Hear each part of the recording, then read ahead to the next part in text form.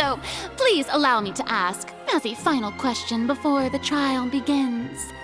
Just how much work did you do to force me onto this stage? Well, we did do a lot of prep after the meeting that day.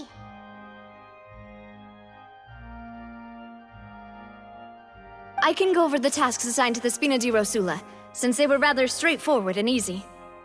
Navia, the president of the Spina di Rosula. Most of the people who participated in the disturbance this morning were my subordinates. They changed into plain clothes and came to the Opera House as regular audience members, waiting for the perfect opportunity to incite insurrection against you. The people's resentment against their Archon has been building as more and more of the prophecy is fulfilled. A spark was all we needed to turn smoldering anger into a flame. Moreover, according to our understanding and analysis of you, when something like that occurred, you would likely flee the scene and head to Poisson by yourself. So, we arranged for a second group to lie in wait there. So, you mean, the ones who scoured the settlement for me were also from the Spina? And their goal was to force you to step into the giant magic box so you may personally participate in the greatest magic performance in all of Fontanian history. That's right. That house was a magic box, rather than someone's residence. As the super ultimate version of the setup that I used when I first performed at the Opera Epiclese, the volume of the box was increased by a whole order of magnitude, and the distance it traversed was the entire gap between Poisson and Araneas.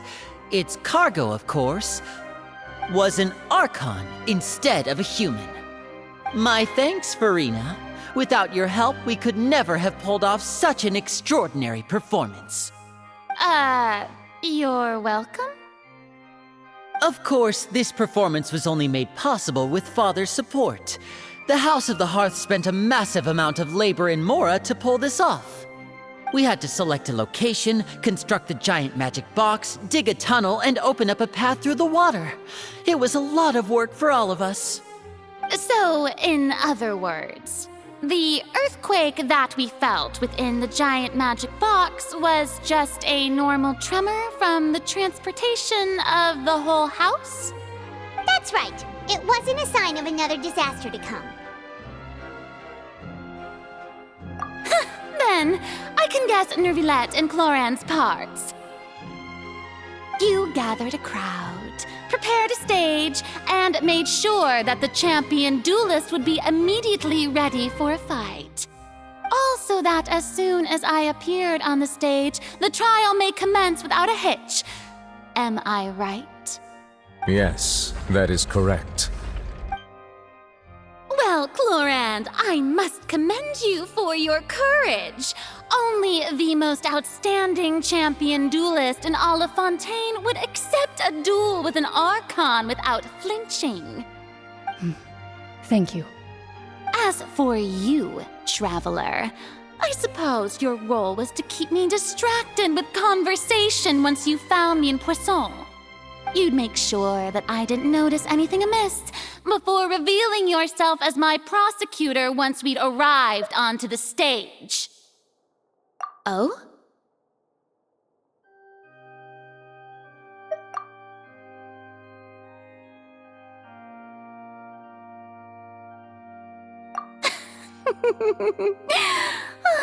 Is that so? Then I suppose I must have missed my final chance. It's fine. It matters not. What's done is done. The stage is already set, so there's no reason to disappoint the audience. Let's see this trial through to the very end.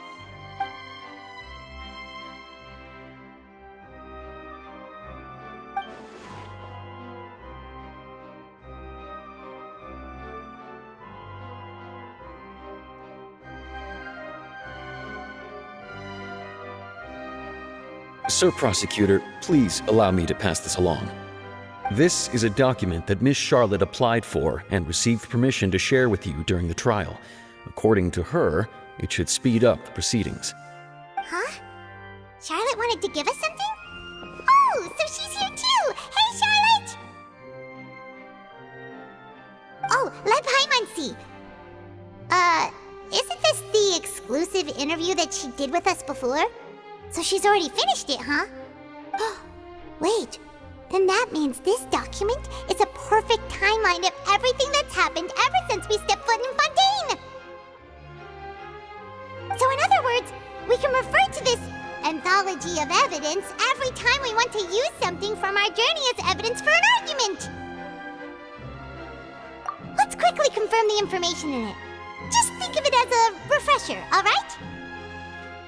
You defeated the Hydro Archon in the very first duel you took part in at the Opera House. That's one for the history books, all right. I didn't think that you'd wind up getting to the bottom of the case I'd been following all this time.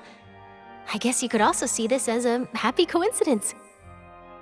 This is the first time Monsieur Nervillette had a difference of opinion with the Oratrice. Even the Hydro Archon can't figure it out. A Fatui Harbinger. She's an extraordinary person. Her instinct must mean something. The fortress of Meripede was almost destroyed in a single day. That I didn't witness that scene personally will always be a source of professional regret, I think.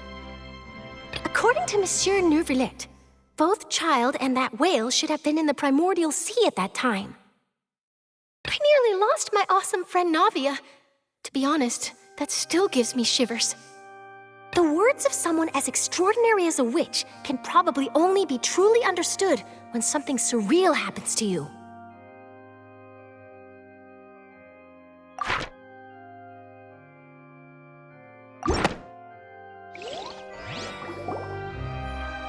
The prosecution and the defense are both in position.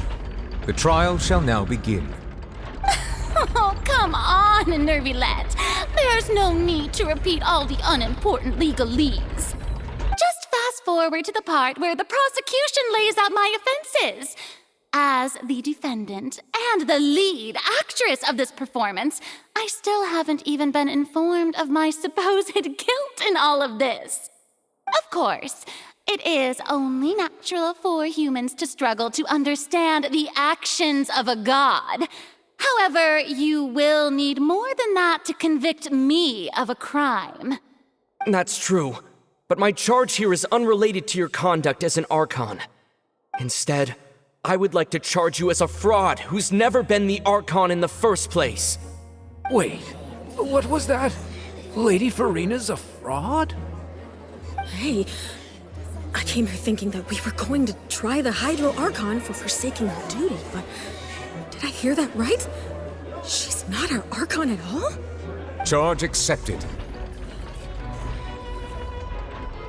Lady Furina, do you plead guilty to the charge?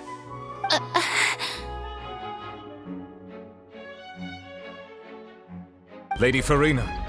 I plead not guilty. How can I be guilty? There is no way that I, Focalor, otherwise known as Furina de Fontaine, a member of the Seven and the Regina of all waters, kindreds, peoples, and laws of Fontaine, could be anything other than your true Archon. Yeah, even though Lady Furina can be rather eccentric, isn't it going too far to doubt her very identity? Yeah, I've never questioned her identity either. Sure, Lady Furina can be super irresponsible, but what grounds does that prosecutor have to make such a huge claim? I have cause to believe that common sense will prevail in this case. Many of the members of the audience have known me as the Hydro Archon ever since they were born. There would be no fooling their memory. See? Even the Oratrice has decided to show me its favor. Are you sure you want to commit to a charge that will never be upheld?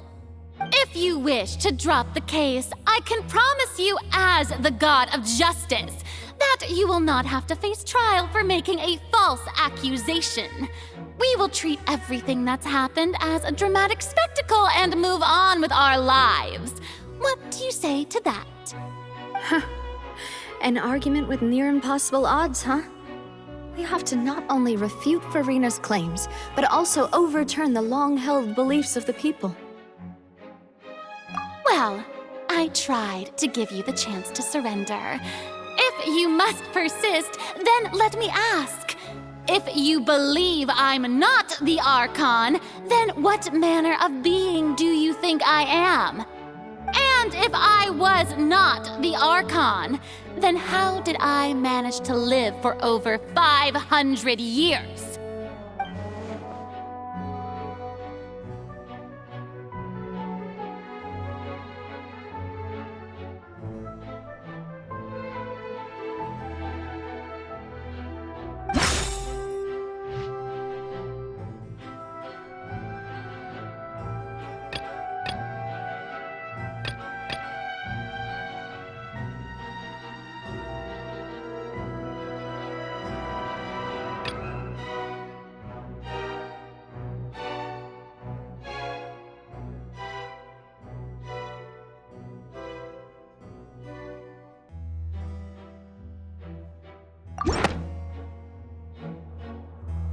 First of all, you may be a member of another long-lived race, which would allow you to naturally possess an extended lifespan. And second of all, even if that wasn't the case, there could be other ways to extend your life. Who gave you that idea? Was it the knave? You'd sink so low as to use a harbinger's words against me. A curse? I once thought it possible that the aura of an Archon might naturally resemble a type of curse. But in light of this claim, perhaps what I sensed was not your divinity, but a curse after all. Neverlet sensed it too, huh?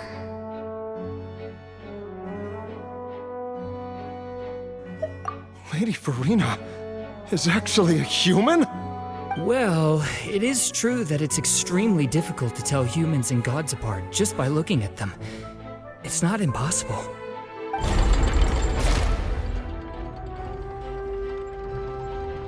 Well, don't start celebrating too early now. Even if I have been carrying a curse like you said, how does that prove that I am merely a human being? Besides, everyone knows that the main difference between a human and a god is the possession of authority. Gods can do what humans cannot. That's why they're worshipped as gods. For centuries, manifestations of my authority have served the nation of Fontaine. One need only to turn their eyes towards the Oratrice Mécanique d'Analyse Cardinal in this very opera house, or consider the endemidium that is used in every aspect of life.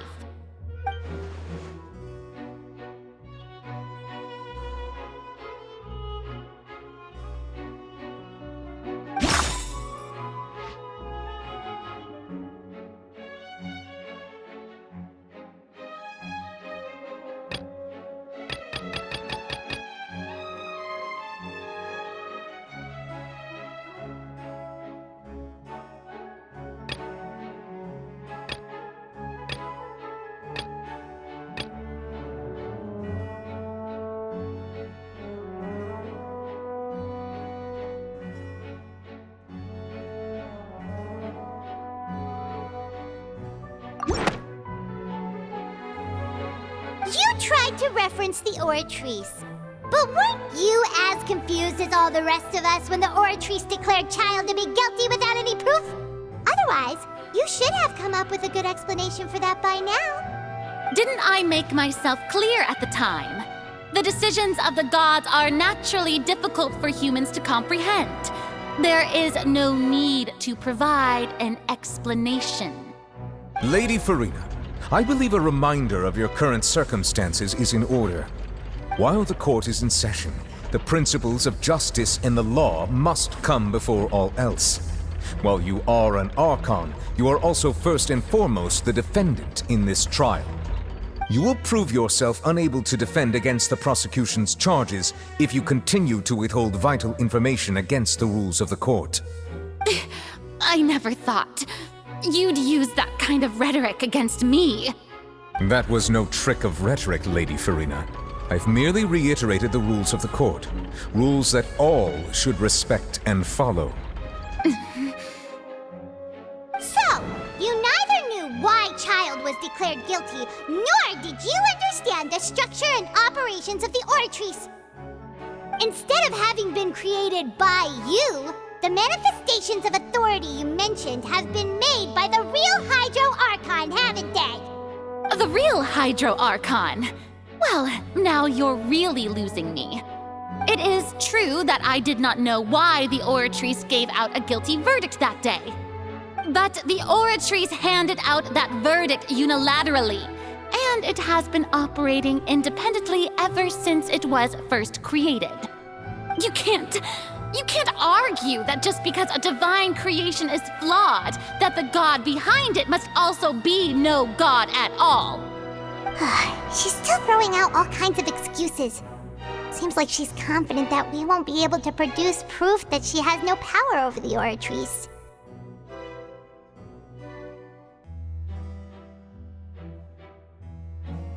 My power as an Archon. There are many ordinary citizens in the audience. How can I just carelessly demonstrate the formidable power of an Archon? If that poses a concern, I'm prepared to extend my protection to the audience. You don't need to go that far.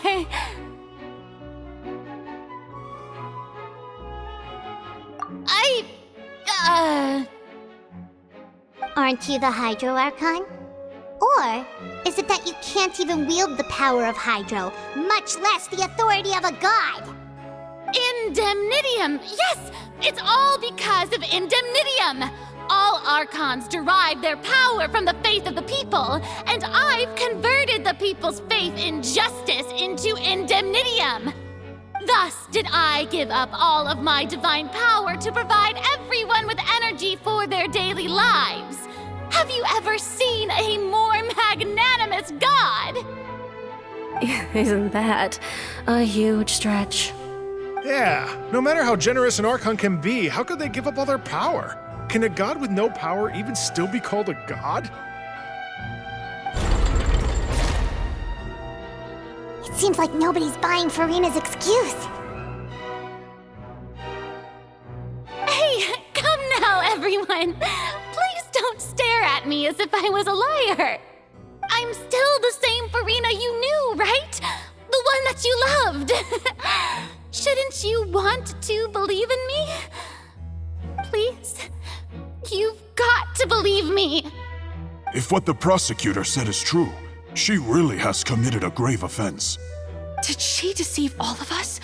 And all of our parents and grandparents too? And all of our ancestors? Ever since they were born? Enough! That's enough! Tell me then, if I'm not the real Hydro Archon, then who is? If you have no evidence of another Hydro Archon's existence, nor can you find anyone who can back up their claim to be such, then what grounds have you to say that I'm not actually the real deal? Wow, she came up with yet another argument. How can we refute her now? Seems like she really doesn't want to give up.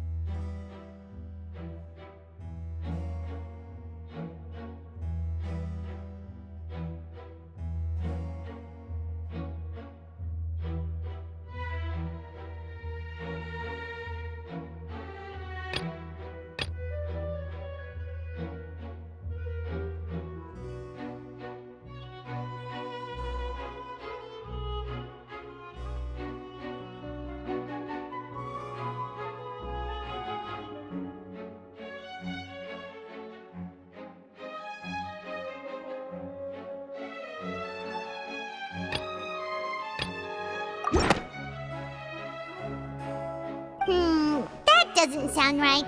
Paimon doesn't think this clue can be used as compel.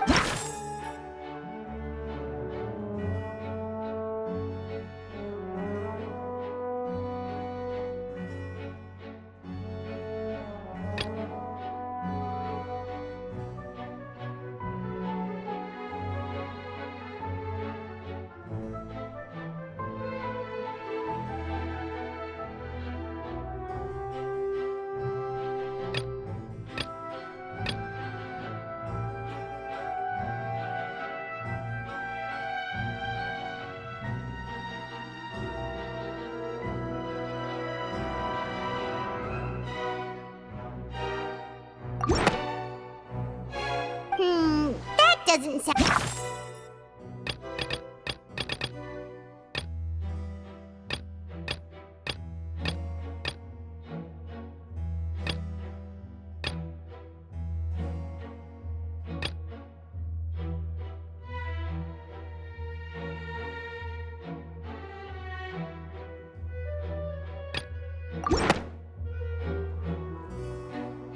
It has been established that all Fontanians can dissolve in water from the primordial sea. And that means... Since you insist on claiming to be a god and not a human, then there's a method that you can use right here and now to eliminate all suspicions of you being the latter. Miss Navia, please apply to serve as a temporary attorney for the prosecution before addressing the court. Though you act in partnership with the prosecutor, you must still adhere to proper procedure. Super sorry, Monsieur Chief Justice. I swear this really will be the last time that I'll speak out of turn. Now, I've brought some seawater from Poisson. As everyone knows, a massive flood struck the area not long ago, taking many lives, including those of some of my closest friends. So, Miss Furina, would you dare to touch some of this seawater? If we are to believe that you are indeed the real Hydro Archon, touching this seawater would have no effect on you.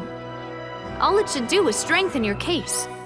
But if you don't dare to touch it, then we would have basically proved the reverse.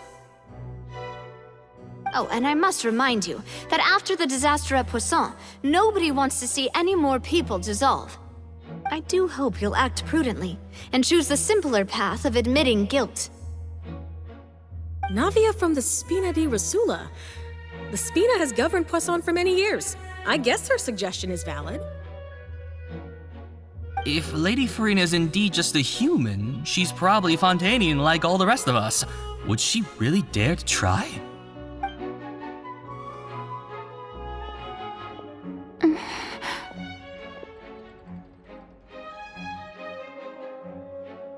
Lady Furina, this test has been unilaterally proposed by the prosecution. As it falls outside the realm of standard court proceedings, you possess the right to decline participation. Well, of course he had to tell her that. But refusing to participate is basically the same as a confession of guilt. She's just staring at the water without saying a single word. It really does seem like she's quite terrible. What's going on? Is she really planning to... That's not what we thought she would... Due to the inherent risk of the test, Lady Furina, you may...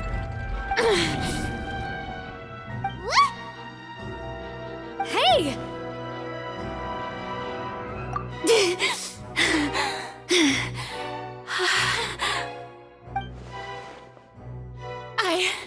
I'm fine! Look at me, everyone! My hand is still here! I haven't been dissolved! Will you believe me now? I really am your Archon! I'm nothing like a normal human who would fall apart as soon as they touch this water! Really? Was this not the most obvious thing in the world? Miss Siegewin? If you are present, Miss Siegewin, please come forward and attend to the defendant. Siegewin? Don't be nervous. It'll just take a few seconds. Let me see. That should be enough. Please announce the results of your evaluation to the court, Miss Siegewin. Has everyone everyone doubtlessly saw, Miss Furina was displaying symptoms of hyperventilation and flushed skin. These indicate that she was experiencing the adverse effects of exposure to primordial seawater. The extent to which she was affected is the same as other humans when exposed to primordial seawater of a similar concentration. Thank you, Miss Siegewin. Lady Furina, you may return to the defendant's stand. Oh, wait. What did she just say? I didn't get dissolved. Shouldn't that be enough to prove my innocence? Well, considering your tendency to run from your problems, we did originally prepare a direct sample of the seawater around Poisson. However, after extensive discussion, we exchanged it for a sample that is not concentrated enough to dissolve an actual human. After all, on the off chance that something entirely unexpected might occur, we don't want anyone else to lose their life to the sea. Yeah, so out of regard for Furina's life, you secured a low-concentration sample and asked the head nurse to serve as an expert witness. It's a great thing that the direct sample wasn't actually used. Furina could have... I can't believe... You...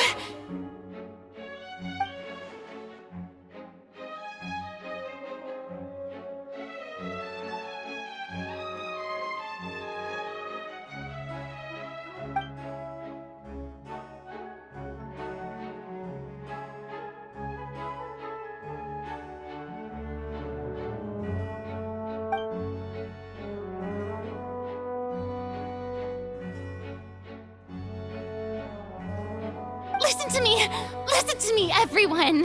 Please don't give me such cold and disdainful looks! What happened just now didn't prove a single thing!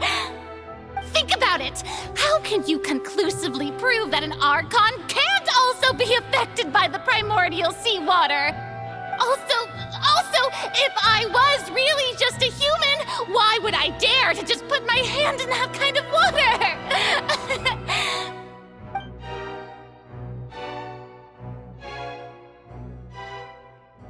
Please, anyone, just listen to me! I swear, I really am your Archon!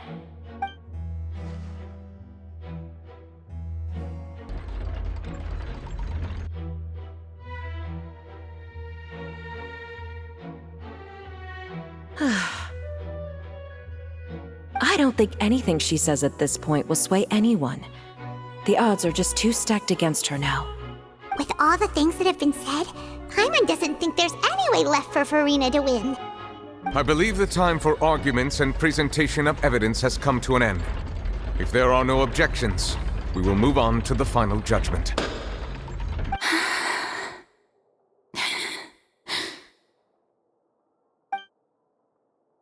I don't think anything she says at this point will sway anyone. She's too stacked against her now.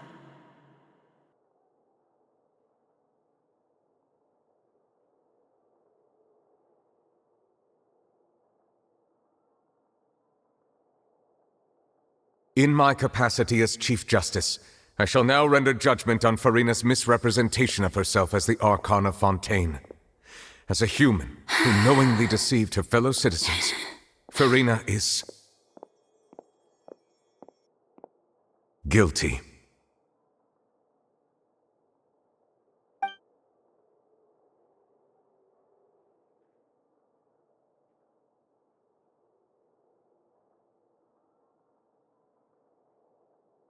We shall now turn to the Oratrice Mécanique d'Analyse Cardinale to render the final verdict on the charges.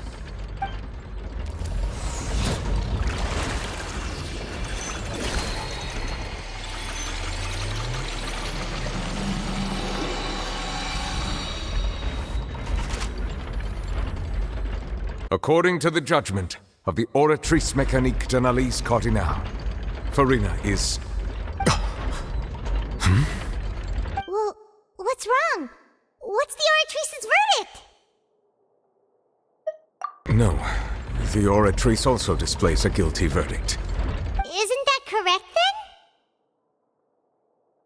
then? However, the exact wording of the verdict is thus: the Hydro Archon, guilty, to be punished via the death sentence.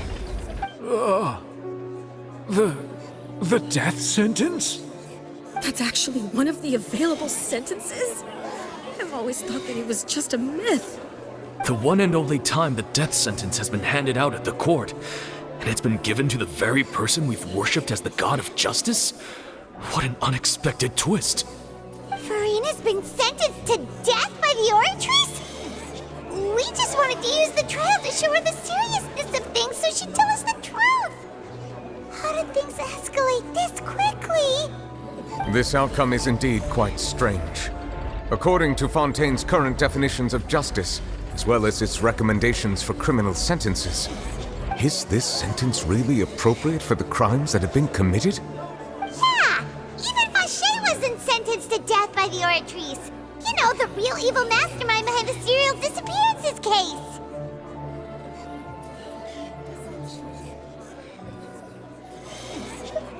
Indeed.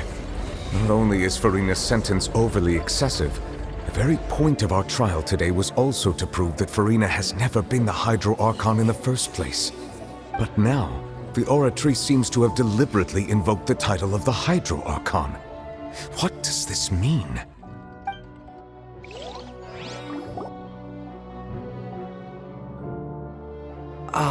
Excuse me, if I may interrupt.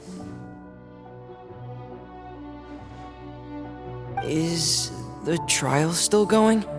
Fremine! You finally made it. I assume this means you've completed your mission? Mm-hmm. Any mission Father assigns to me will always be top priority.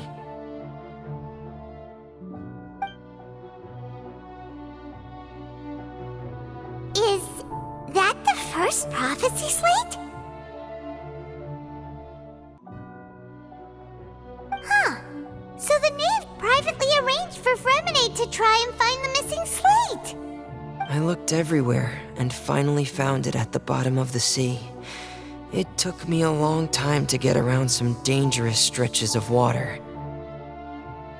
But has the trial already concluded? Then doesn't that mean I've come too late? Oh no.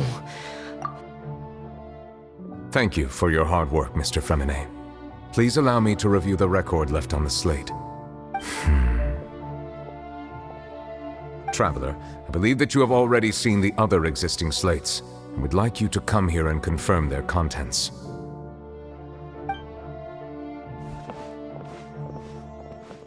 Huh? So what do you see? What is it?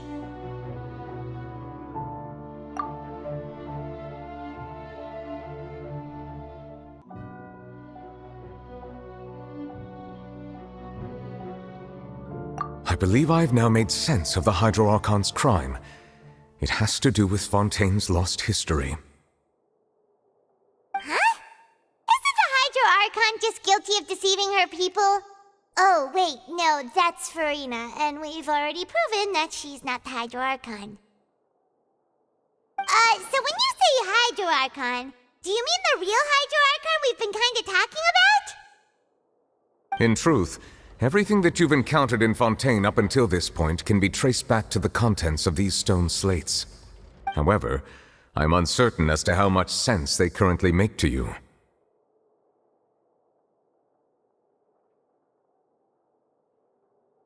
Okay, let's try to recall the contents of the other 3 stone slates. Paimon will do her best to help you remember.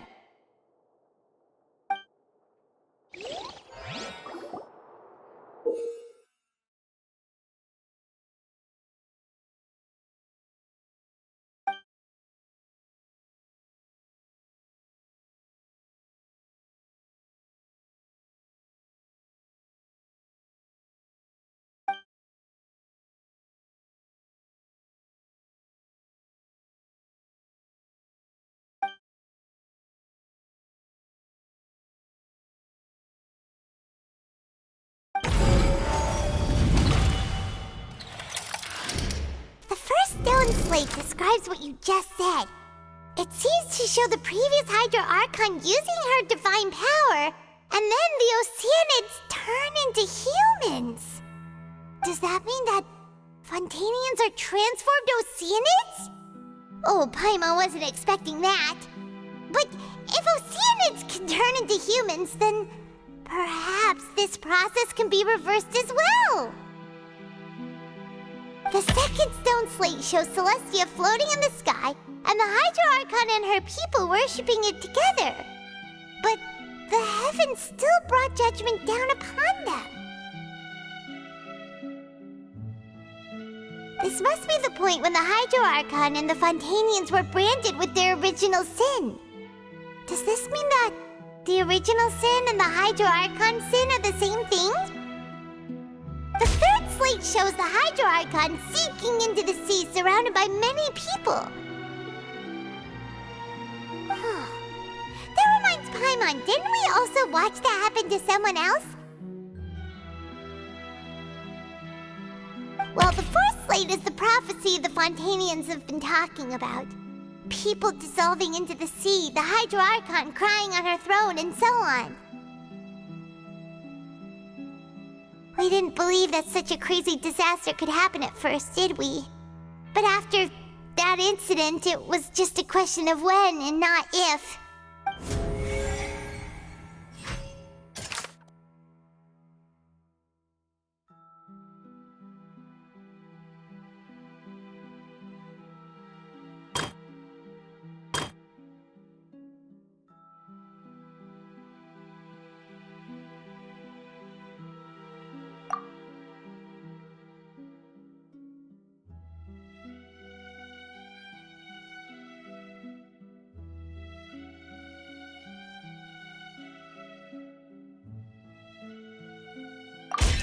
We know from the case of the serial disappearances of young women that Fontanians can be dissolved in primordial, and the first stone slate tells us that long ago, the Hydro Archon used her power to turn Oceanids into humans. This might be the reason that Fontanians can dissolve.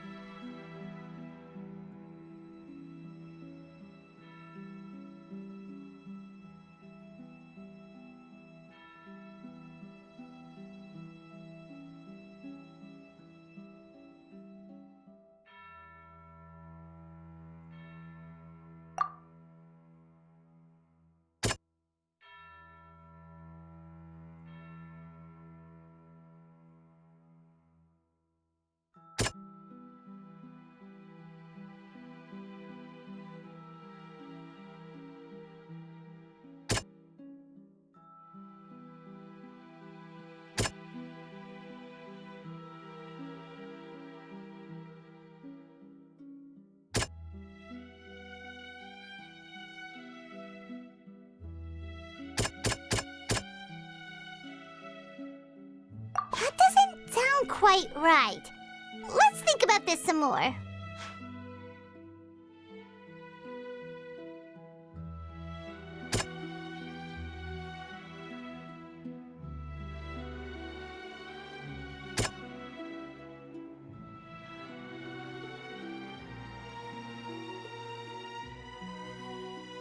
That doesn't sound quite right. Let's think about this some more.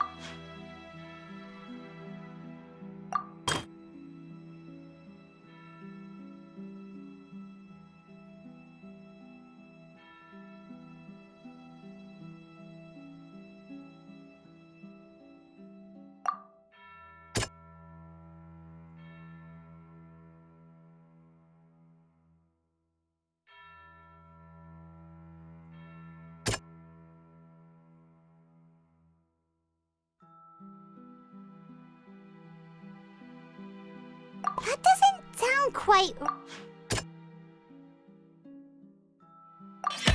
It's not as simple as falling into the sea. When Navia fell into the sea, her consciousness was subjected to judgment. The stone slates show the people gathered around the Hydro Archon in the sea. Could that be alluding to the same thing?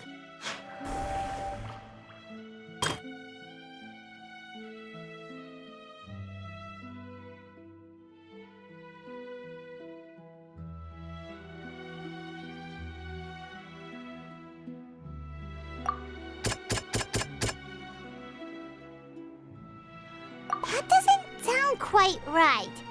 Let's think of...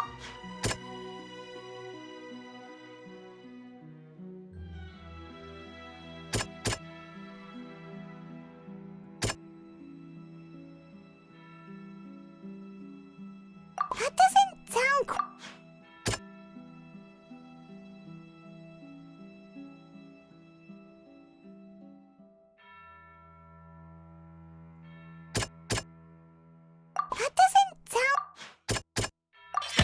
The prophecy from the stone slates found its way into society, but not many people believed it at first. The fortress of Meropide was nearly flooded with primordial seawater, which we know can cause Fontanians to dissolve. It seems increasingly likely that the prophecy may come true. If we hadn't dealt with it in time, things could have gone very badly.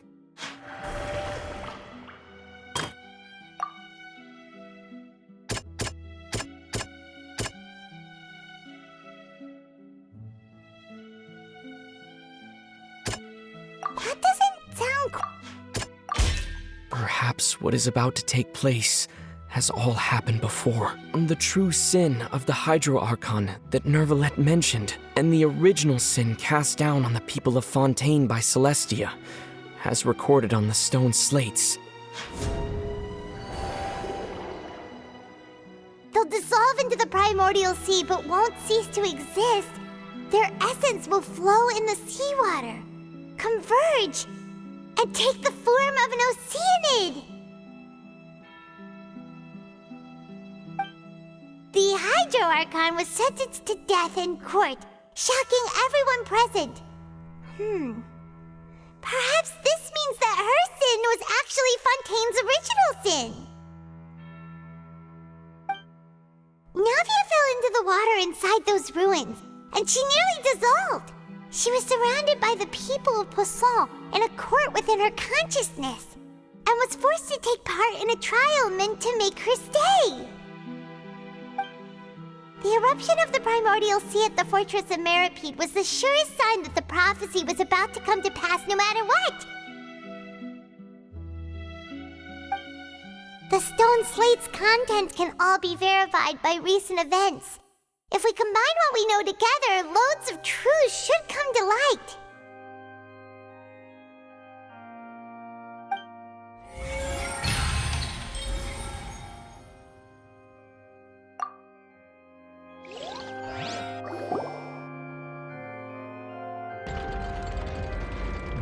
Huh? Oh, Paimon gets it now! So that's how you can make sense of it. But then it feels like we're going to have to share some truly shocking revelations. Let's hear them. Incredible! Linny, did you hear that? We're not real humans. All Fontanians were originally created by the late previous Hydro Archon, with Oceanids as their basis. The evidence for that can be found in how only Fontanians could dissolve in primordial seawater, and how all the girls Vacher dissolved were also turned into Oceanids. Oh, and according to Navia, when she was about to get dissolved, she also saw everyone gathered around for a trial, all of them in the shape of Oceanids. Indeed. Yeah, and it follows from the content of the first slate that she probably angered Celestia by creating humans without prior permission. That could also explain why the Oratrice judged the Hydro Archon to be guilty. It's to account for that ancient sin. The Hydro Archon's true sin was creating us? And yet, after many hundreds of years, the Hydro Archon's creations have turned around to try to judge the Archon within the Opera Epiclese. Yeah, isn't the image here just like when Navia fell into the sea? So wouldn't it be trying to show the image of the Hydro Archon also falling into the sea once the prophecy has been fulfilled in the fourth slate? In the end, the people will all be dissolved into the waters, and only the Hydro Archon will remain weeping on her throne. Only then will the sins of the people of Fontaine be washed away. Did Paimon get all that right? You've made some keen deductions. I must say, given how much you still don't know, it is impressive that you've already managed to connect so many pieces of the truth. However, while you were able to decode all the information on the slates, they've also been etched with an additional layer of hidden information using a different power source. When we were at the ruins, I tried to decipher the hidden information recorded in the slates. But since we only had 3 slates at the time, I was unable to come to a full conclusion. Now that the slate collection is complete, I shall make another attempt to decipher the narrative recorded within. If everything goes well, we should finally be informed of the unadulterated truth.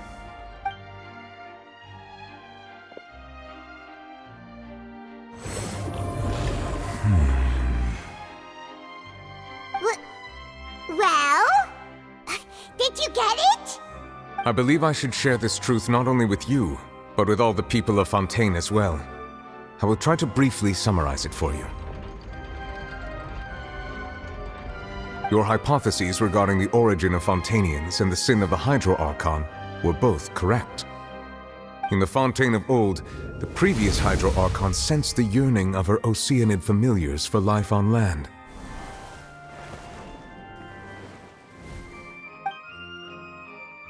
The Oceanids were enamored with the beauty and romanticism of human beings, and wishing to have those experiences for themselves, expressed to the Hydro Archon their desire to become of a similar kind.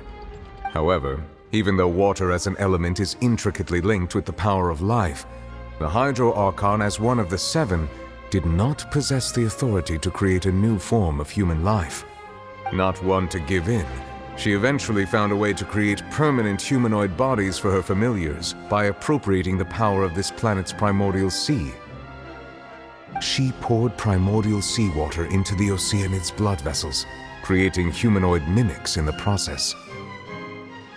But if Fontainians were to ever come into direct contact with water from the primordial sea, the power within their bodies would escape these artificial restraints and return to the sea. As a result, their forms would collapse, and they would be reverted to their original forms as Oceanids. Of course, the Hydro Archon never received permission from the heavenly principles to create a new human race. And thus, the Hydro Archon and all of her creations came to shoulder the original sin of appropriating the power of the primordial sea. That is the true history of how the people of Fontaine first came into being. So we were all Oceanids before we turned into human beings? That's way too much information for me. I think I'm just going to pretend that I never heard a single thing. Wait, but if that's the truth, we can't let the Hydro Archon be sentenced to death. After all, her only sin was creating us. This really might be too much information for your regular Fontainian, but it does answer a lot of our questions. Alas, your hypothesis regarding the 3rd and 4th stone slates was inaccurate. The slates' respective positions are, in fact, correct. A key point of the visual on the 3rd slate is how all the individuals depicted in the water are humans rather than Oceanids. They have not been dissolved, which implies that the water depicted in this slate is not water from the primordial sea. The nation of Fontaine is the nation of Hydro, as well as the nation of trials and justice. Instead of being the literal element, the water in the scene symbolizes judgment and justice. You may also recall Navia's experience. When she fell into the sea, her consciousness was surrounded by that of many others who intended to hold a trial to determine her fate. Therefore, the meaning of the 3rd slate is that the people of Fontaine shall try the Hydro Archon at the court of justice. Yes, it refers to our present situation. I think I'm following now. So, what you're saying is, even though we decided to put on this trial to avoid fulfilling the prophecy, in truth, everything we've done has happened exactly as the prophecy foretold. So now, it seems, we're the ones making sure it comes true. What should we do? No matter what, the prophecy will be fulfilled. Is this what it feels like to be a prisoner of fate? If that's the case, does that mean the scene in the fourth slate will also be fulfilled soon? Traveler, I would like to point out another small fallacy in your deductions.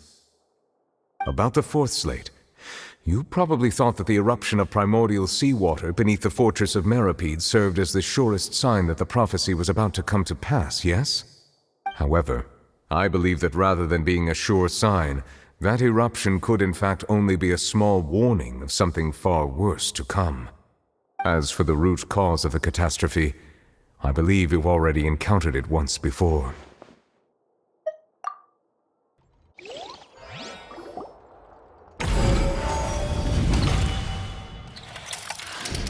This eruption was just a small warning of the things to come.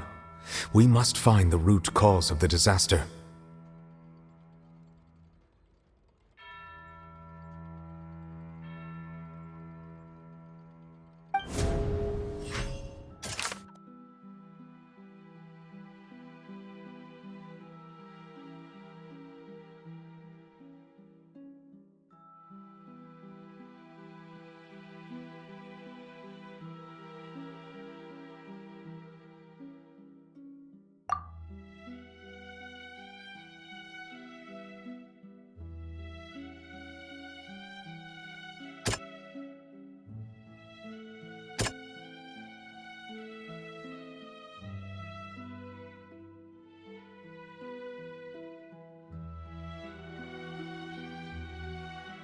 That doesn't sound quite right.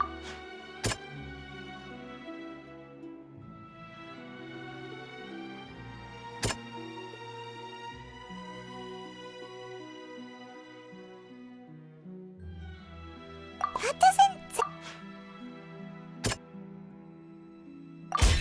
It was both dream and reality. If we're talking about a true culprit, that could only be that thing inside the primordial sea, right? The truth, the original sin, the trial, and the root cause of the disaster.